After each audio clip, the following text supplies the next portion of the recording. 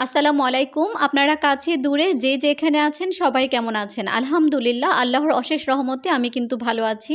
এখানে আমি বাঁধাকপির পাকোড়া তৈরি করছি বাচ্চাদের জন্য। বাচ্চারা তো আর বাঁধাকপি খায় না। আর বিশেষ করে বাঁধাকপি তো বাচ্চারা শুধু না সবার জন্য অনেক, অনেক ভালো। কিন্তু বাঁধাকপিটা যেহেতু পানসে যে কারণে কিন্তু সবাই খেতে তেমন একটা পছন্দ করে না। আর এখন যেহেতু শীতকাল বাজার ভর্তি হচ্ছে শাক, সবজি আর সবই কিন্তু হাতের নাগালে আছে এবং দাম কিন্তু খুবই কম আছে। তো আমার মনে হয় এই সময়টায় মোটামুটি সবার বাসাতেই কিন্তু বিকেলবেলা বিভিন্ন রকমের ভাজা-ভুজি, পাকোড়া, নাস্তা তৈরি করে থাকে আপুরা। তো আমি কিন্তু সেটার ব্যতিক্রম না। আমিও সেটাই করি মাঝে, মাঝে।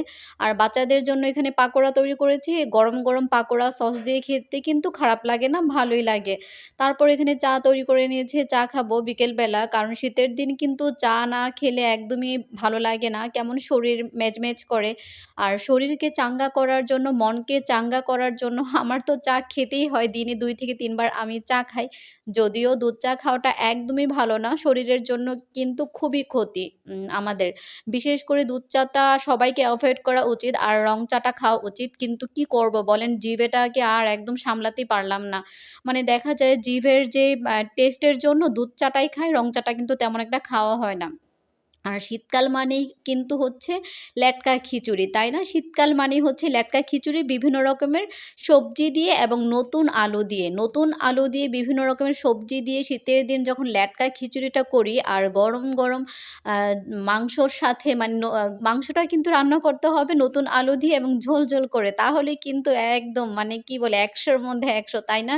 সেই টেস্ট। আমার কিন্তু ভীষণ ভালো লাগে লেটকা খিচুড়ি আর গরুর মাংস।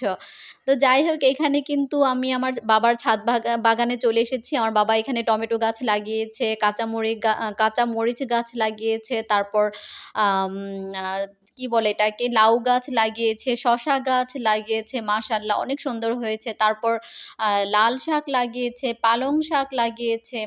এখানে সবাই আমার ভাবিরা, আমার বোন, আমার বাচ্চা, আমার ভাই সবাই এখানে মিলে আড্ডা দিচ্ছিল। আর আমিও একটু ভিডিও ক্লিপ নিয়ে নিলাম।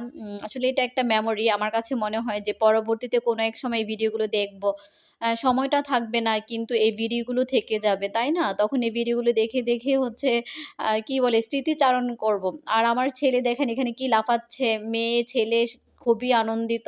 আমার বাবা এখানে হচ্ছে দাঁড়িয়ে আছে। তো আমরা বিকেলবেলা সবাই মিলে ছাদের উপর গিয়েছিলাম। আর এই সময়টা কিন্তু বেশ ভালো কেটেছে আমাদের। খুবই ভালো লেগেছে। বিকেলবেলা বাবার বাড়িতে নাস্তা দিল আমাদেরকে।